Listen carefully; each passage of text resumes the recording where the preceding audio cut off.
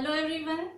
In this video, we are going to discuss the effects of pressure on the physical states of matter.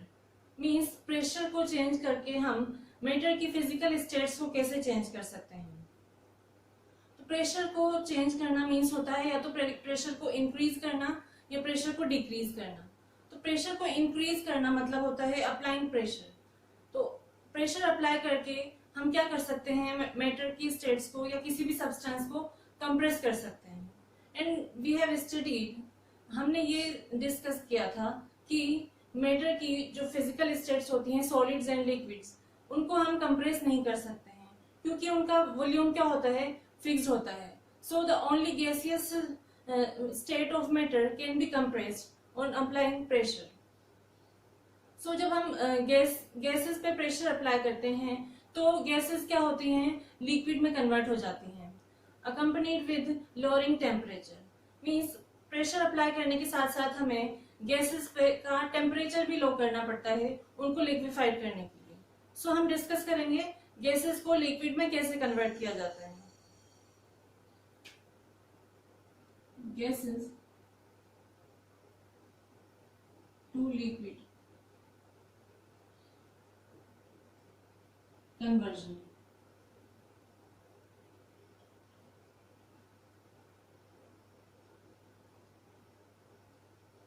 और इसको liquefaction भी बोलते हैं.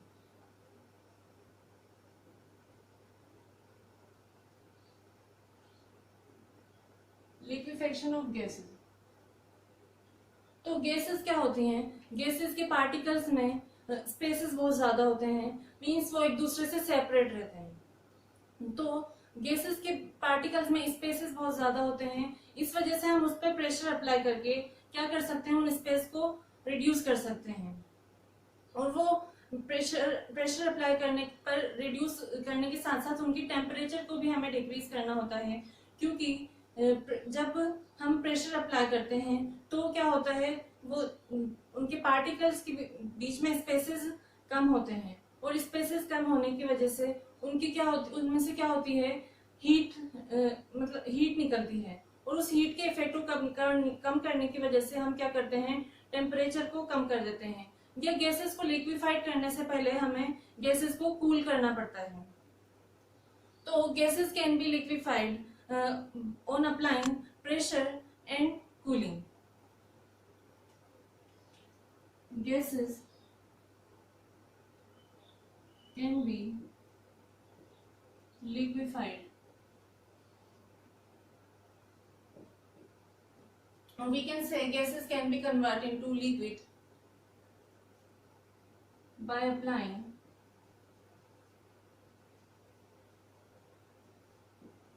pressure and reducing temperature.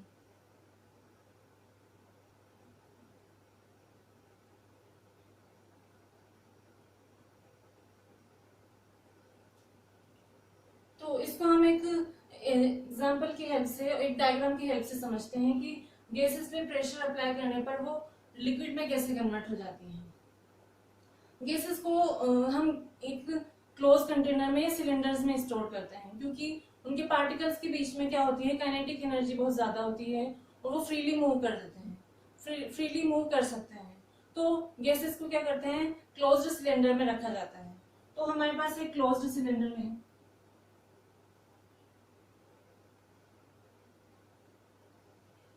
Like this. ये close cylinder है. इसमें क्या है, कोई गैस फिल हो रखी है. ये गैसेस के पार्टिकल्स हैं, एक दूसरे से सेपरेट है.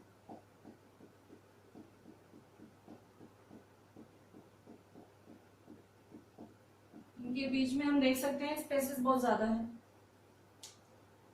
अब हम क्या करेंगे, इस सिलेंडर पे पिस्टन लगा देंगे. पिस्टन की हेल्प से हम क्या कर सकते हैं, इसको कंप्रेस करके इस पे प्रेशर अप्लाई कर सकते हैं. तो ये क्या है, दिस इज सिलेंडर.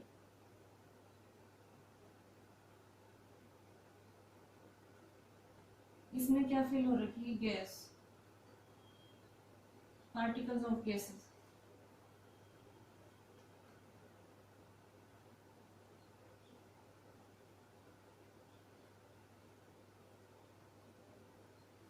और ये है पिस्टन। तो जब हमने कोई उस पर प्रेशर नहीं लगाया हुआ है तब तो क्या होती है, गैस उसकी नॉर्मल फॉर्म में रहती है। बट जब हम पिस्टन को अंदर की तरफ पुश करेंगे, ये पिस्टन है, इसको अगर हम अंदर की तरफ पुश कर देते हैं इस तरह से, हमने क्या किया, इसको पुश कर दिया, तो क्या होगा, गैसेस के पार्टिकल्स एक दूसरे से क्लोज हो जाएंगे।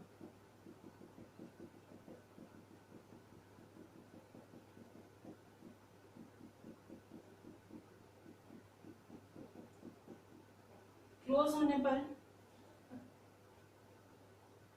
जब हम इसको और कंप्रेस करेंगे या और प्रेशर अप्लाई करेंगे with the help of piston, तो क्या होगा,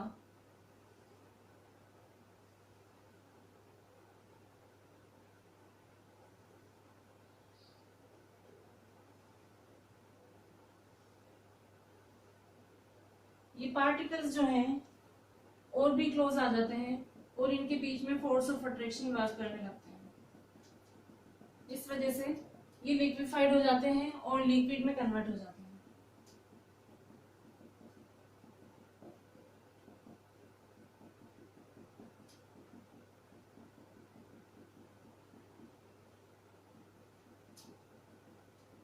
और हमने क्या किया है, गैसेस के पार्टिकल्स को और गैसेस को बहुत ज्यादा कंप्रेस किया है।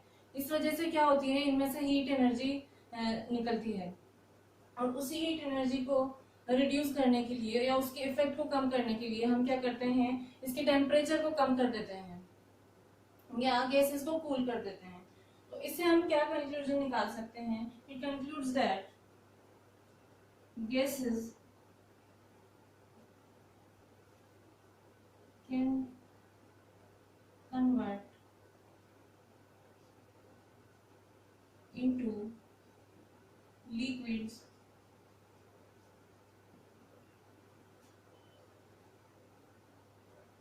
by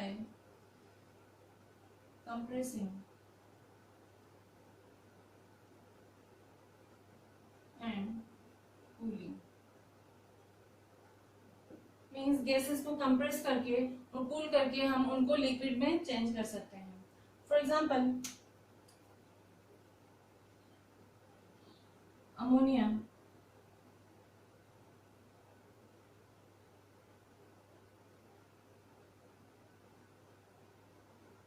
अमोनिया गैस होती है, गैस, ऑक्सीजन गैस,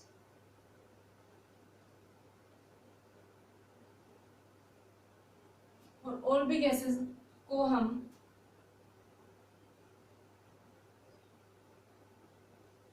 लिक्विफाइड कर सकते हैं।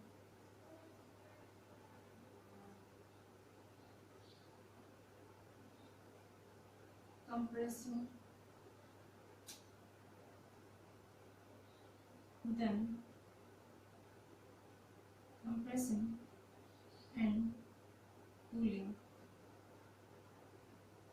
then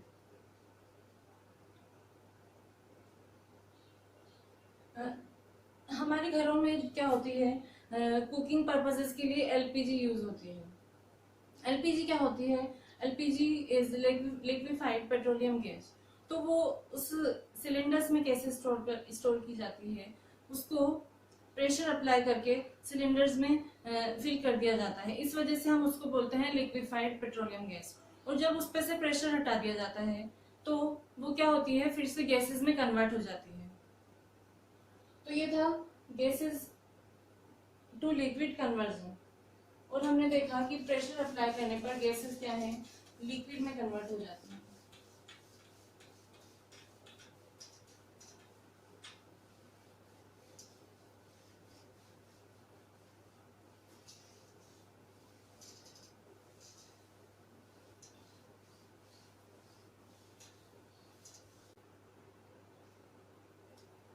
So we have just discussed that gases can be converted into liquids by reducing temperature and increasing pressure. Even pressure को decrease करके भी और temperature को increase करके हम matter की state को change कर सकते हैं। फॉर एग्जाम्पल एक सब्सटेंस होता है that is called solid carbon dioxide. Solid carbon dioxide को हम कॉमनली ड्राई आइस के नाम से भी जानते हैं। ड्राई आइस क्या होती है? ये बहुत ही कोल्ड सब्सटेंस होता है और इसको कोल्ड स्टोरेज में फूड्स और आइसक्रीम्स को कूल करने के लिए यूज किया जाता है। तो सॉलिड सब्सटेंस क्या होता है? सॉलिड सब्सटेंस बहुत ही हाई प्रेशर में स्टोर किया जाता है उसको।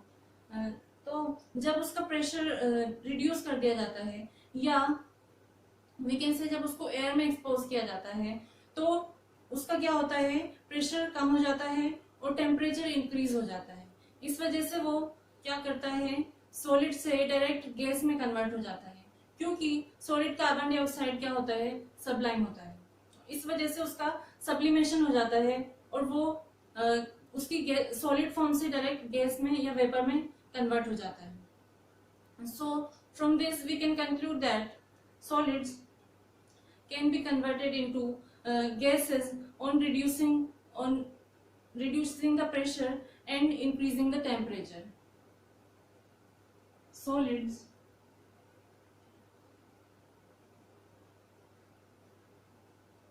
can be changed into gases on decreasing the pressure and increasing temperature.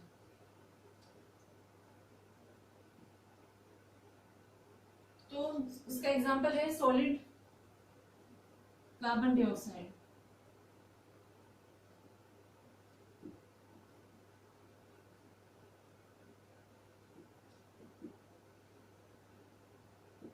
इसको ड्राई आइस भी बोलते हैं।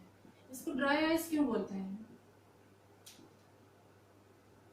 इसको ड्राई आइस इसलिए बोलते हैं क्योंकि ये क्या होता है? सॉलिड कार्बन डाइऑक्साइड सब्लाइम होता है। मीन्स ये ऑर्डिनरी आइस की तरह मेल्ट नहीं होता है और डायरेक्ट कार्बन डाइऑक्साइड गैस में कन्वर्ट हो जाता है, और इस वजह से इसको क्या करते हैं? कूलिंग पर्पसेस के लिए यूज करते हैं। तो ये तो था effects of pressure on the physical states of matter. अब हम एक न्यू टर्म डिस्कस करेंगे that is latent heat.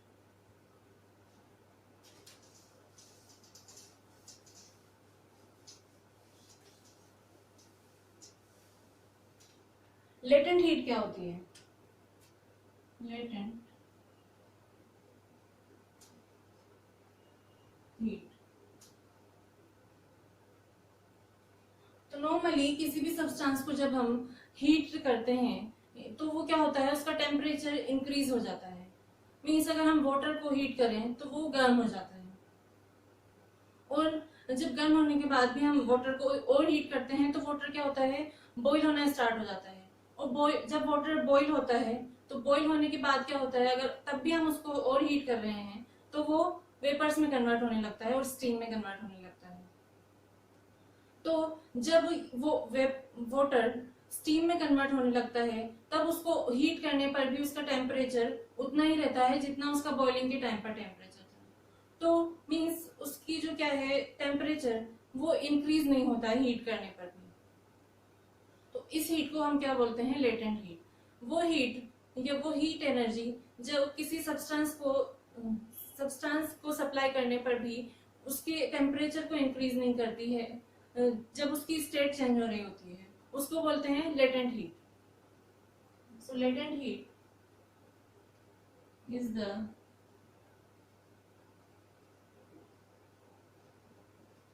heat energy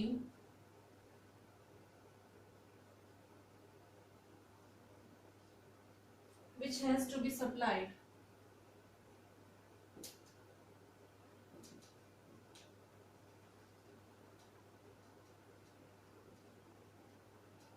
to a substance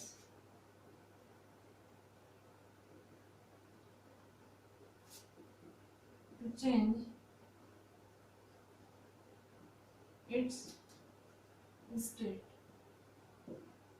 Means heat energy या लेटेंट हीट किसी भी सब्सटेंस को उसकी स्टेट को चेंज करने के लिए सप्लाई की जाती है।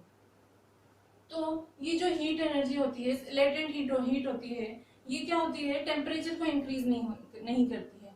मींस लेटेंट का मीनिंग होता है हिडन, लेटेंट मीन्स होता है हिडन। इसको हिडन या लेटेंट हीट क्यों बोलते हैं, क्योंकि ये किसी सब्सटेंस को जब हम सप्लाई करते हैं तो उसके टेम्परेचर को इंक्रीज नहीं करती है, या थर्मोमीटर से जब हम उसका टेम्परेचर मेजर करते हैं तो उस पर हीट शो नहीं होती है। इस वजह से इसको क्या बोलते हैं, latent heat.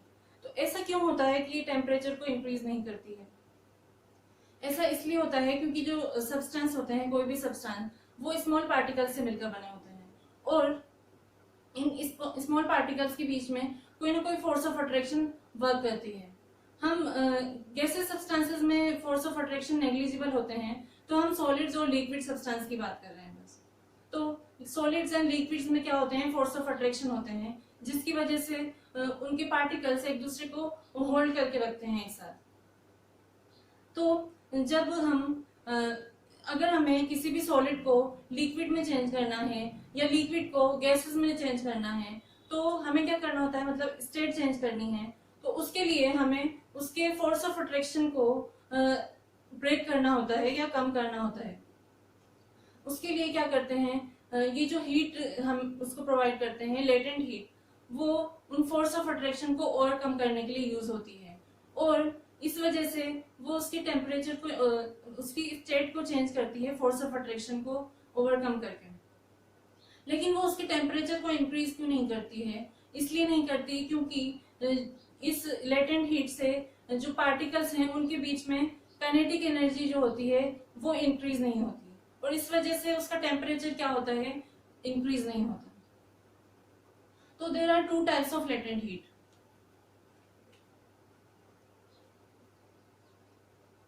Types of latent heat कौन कौन सी होती हैं? फर्स्ट इज लेटेंट हीट और फ्यूजन और मेल्टिंग। फ्यूजन को मेल्टिंग भी बोलते हैं। एंड सेकेंड होती है लेटेंट हीट और vaporisation.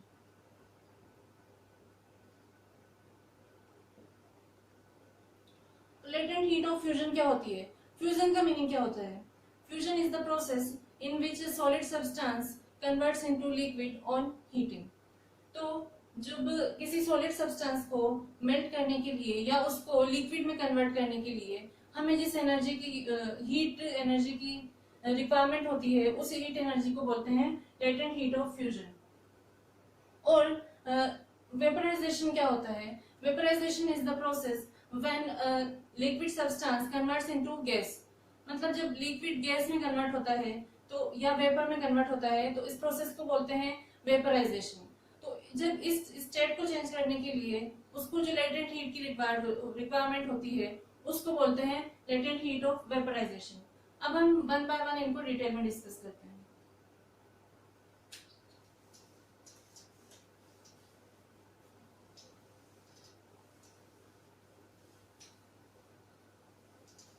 Latent heat of fusion.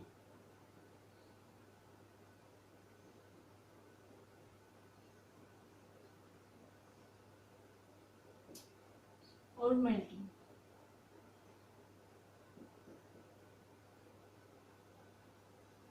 तो किसी भी सब्सटेंस को मेल्ट करने के लिए, सॉलिड सब्सटेंस को मेल्ट करने के लिए उसको जितनी हीट एनर्जी की रिक्वायरमेंट होती है वो लेटेंट हीट, उसको हम उसकी लेटेंट हीट बोलते हैं।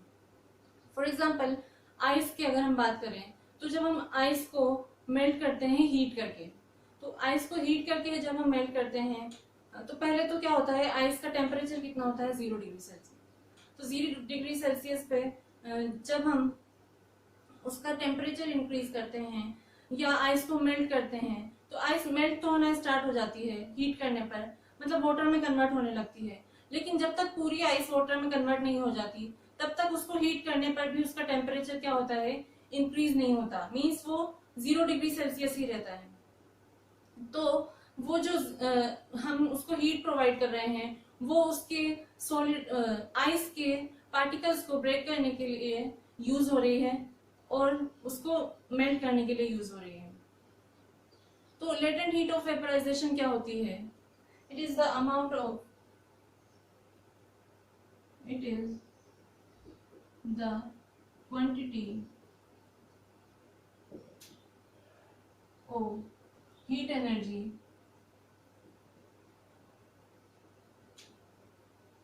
which is required to convert 1 kilogram of solid substance into liquid at a fixed temperature.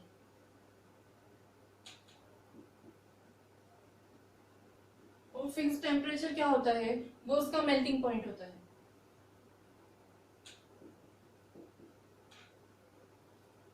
तो हीट एनर्जी किसी भी सब्सटेंस की, लेटेंट हीट किसी भी सॉलिड सब्सटेंस की क्या होती है?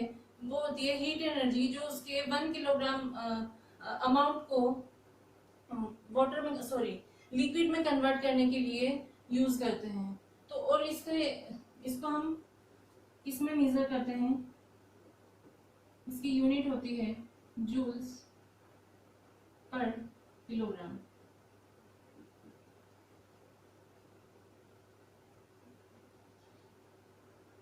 So by the experiment, it has been found that ice required 3.34 into 10 raised to power 5 joule of heat energy to convert into liquid or water at 0 degree Celsius.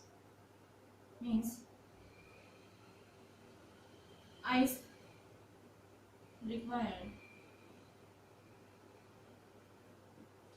3.34 into 10 raised to power 5 joules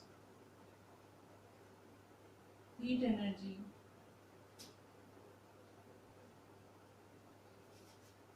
to change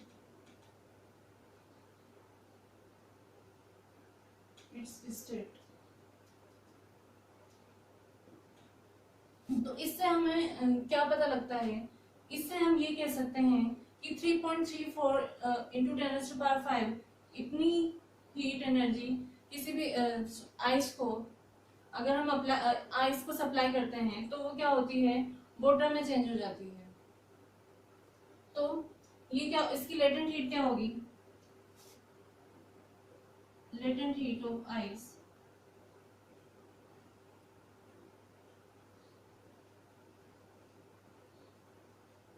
is equal to 3.34 into 10 raised to power 5 joules per kilogram. तो किसी भी ice के पास के पास 0 degree Celsius पर as compare to water, जब हम water लेते हैं 0 डिग्री सेल्सियस पे और हमारे पास आइस भी है 0 डिग्री सेल्सियस पे, तो आइस का टेम्परेचर क्या होगा? और आइस के पास हीट कम होगी इतना अमाउंट, मतलब आइस के पास 3.34 into 10 raised to power 5 joules कम हीट है वाटर। तो इस वजह से क्या होता है, जो आइस होती है 0 डिग्री सेल्सियस पर, आइस ज्यादा ठंडी होती है as compare to water at 0 degree Celsius. इसीलिए आइस को कूलिंग पर्पसेस के लिए यूज करते हैं और वाटर को प्रेफर नहीं किया जाता। तो ये थी लेटेंट हीट ऑफ आइस। आप सबने ऑब्जर्व किया होगा कि जब हम कभी अपने हैंड में आइस को होल्ड करते हैं तो आइस को होल्ड करने पर क्या होता है, वो मेल्ट होने लगती है। वो मेल्ट क्यों होती है? वो इसलिए मेल्ट होती है क्योंकि वो हमारे हैंड से क्या ले लेती है, हीट एनर्जी ले लेती है। और हीट एनर्जी लेकर क्या करती है, मेल्ट होने लगती है और वाटर में कन्वर्ट होने लगती है। मींस उसने हमारे हैंड से लेटेंट हीट ले ली और इस वजह से उसकी स्टेट क्या होती है, चेंज हो जाती है और इसलिए हमारा हैंड क्या होता है, ठंडा हो जाता है और हमें कूलिंग फील होती है। सो अब हम डिस्कस करेंगे what is latent heat of vaporisation.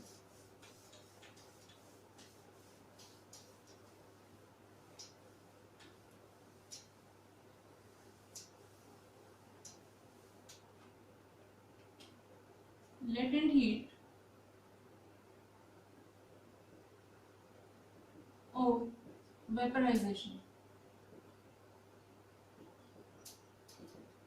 Means किसी भी लिक्विड सब्सटेंस को वेपर में कन्वर्ट करने के लिए हमें जितनी हीट की जरूरत होती है उसको बोलते हैं latent heat of vaporisation. For example, जब हम वाटर को बॉईल करते हैं तो वाटर बॉईल होकर स्टीम में कन्वर्ट होने लगता है।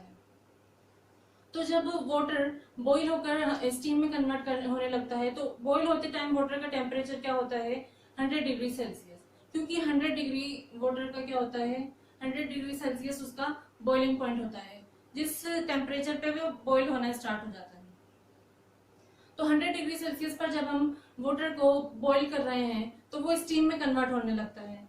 तो उस टाइम जब तक वाटर स्टीम में कन्वर्ट नहीं हो जाता तो उसका टेम्परेचर इंक्रीज नहीं होता, मीन्स उसका टेम्परेचर 100 डिग्री सेल्सियस ही रहता है उसको हीट प्रोवाइड करने पर भी। तो जब हम उसको हीट प्रोवाइड कर रहे हैं वो क्या होती है, वो उसकी स्टेट को चेंज करने के लिए यूज होती है।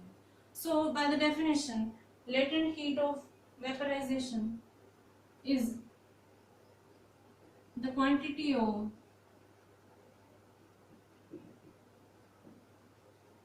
heat energy which has to be supplied to a liquid substance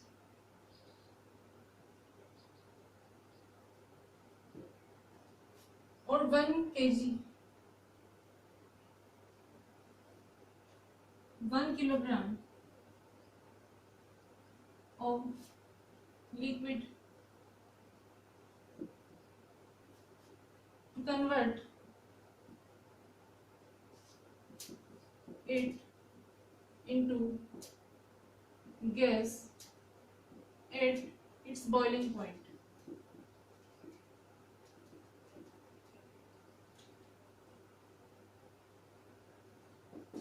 means किसी भी लिक्विड को के उसके 1 किलोग्राम अमाउंट को उसकी गैसेस में फॉर्म में चेंज करने के लिए हमें जितनी हीट की रिक्वायरमेंट होती है that is called its latent heat of vaporisation.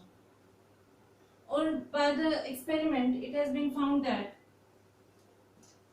Latent heat जो हीट एनर्जी एक किसी मीन्स वाटर को उसकी स्टीम में कन्वर्ट करने के लिए, और हम 1 किलोग्राम वाटर की बात कर रहे हैं, 1 किलोग्राम वाटर को स्टीम में कन्वर्ट करने के लिए 22.5 इंटू 10⁵ जूल हीट एनर्जी की रिक्वायरमेंट होती है। 22.5 इंटू 10⁵ जूल्स